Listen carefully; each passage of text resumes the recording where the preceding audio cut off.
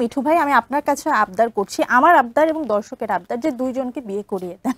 মিঠু ভাই আপনি কাজ করতে পারেন। না না আমি আপনাকে একটা সাজেস্ট করতে পারি। না না না দর্শক তো বিয়ে চাচ্ছে, তো বিয়েটা তো এই মুহূর্তে পসিবল না। তোমার পছন্দের নায়ক, তোমার তো ছোটবেলার ক্রাশ, কয়েকদিন আগে দেখলাম তোমাকে কোলেও তুলে নিল, কেমন অনুভূতি? তার সাথে কাজ করে আমার খুবই ভালো অনুভূতি। আর সত্যি কথা বলতে সে এত দুর্দান্ত অভিনয় করে, আমি যখন তার অভিনয় দেখি আমি পুরো তাকিয়ে থাকি যে এত সুন্দর করে এত নিখুঁত করে ডে বাই ডে নিজেকে আরো প্রিপেয়ার করছে। মানে অনেক কিছু তার থেকে শেখার আছে। সে অনেক কাম, অনেক জেন্টেল, তো সবকিছু মিলিয়ে মিঠু ভাই কেন হাসছে আমি জানি না, তুমি আমাকে দোষ দিও না। তো সবকিছু মিলিয়ে খুবই ভালো লেগে গেছে কাজ করতে।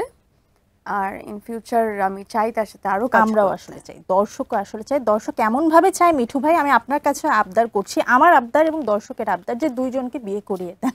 মিঠু ভাই আপনি কাজ করতে পারেন। না না আমি আপনাকে একটা সাজেস্ট করতে পারি। না না না দর্শক তো বিয়ে চাচ্ছে, তো বিয়েটা তো এই মুহূর্তে পসিবল না, যেহেতু তো আপনি একটা সিনেমা বানান, সেখানে আমাদের বিয়েটা দেখাতে পারেন। এটা অবশ্য করতে পারেন, একটা রোমান্টিক সিনেমা দর্শকের যেটা চাহিদাটা আমরা মিটিয়ে দিই, সেটা পিওর রোমান্টিকই আসে, একদম পিওর রোমান্টিক, কোনো ধরনের রহস্য থাকবে না, কোনো চক্র থাকবে না, বলেই দিলাম। অলরাইট দর্শক, আমরা নতুন একটা তথ্য পেলাম, সেটা হচ্ছে আমরা খুব শীঘ্রই আপনাদের পছন্দের এই দুইজন আর্টিস্টকে দেখবো সম্পূর্ণ রোমান্টিক সিনেমায়, সেখানে বিয়ে করিয়ে দিবে মিঠু ভাই বলে দিয়েছে আজকে।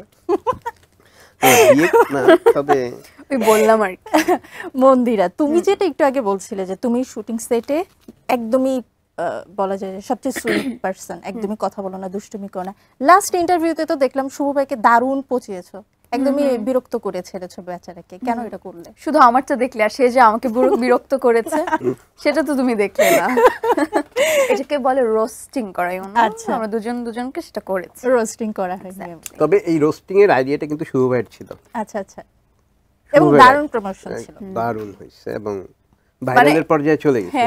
মানে জাস্ট বের হলো আমাদের প্রমোশনাল ভিডিওগুলো, প্রথম যেটা বেরিয়েছিল, আমি জাস্ট সকালবেলা উঠলাম, দেখলাম ভিডিও বেরিয়েছে এবং দেখলাম যে নন স্টপ রেসপন্স আসছে, টেক্সট আসছে এবং হিউজ পরিমাণে জাস্ট ভাইরাল ওটা। এবং আমার কাছে সবচেয়ে ইন্টারেস্টিং লেগেছে তোমরা একদম র টপিক গুলো তুলে এনেছো, আর বায়োপিক করবা, তোমার এই লাইনটা কিন্তু ভাইরাল।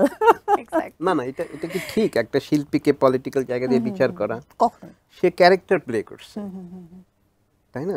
সে তো পলিটিক্স করে না, এমপি পদে দাঁড়ায় নাই বা কোনো টাকাই করে নাই, কখনোই না। এখন শিল্পীর সত্তাই হচ্ছে বিভিন্ন সময় নিজেকে ভাঙা গড়া।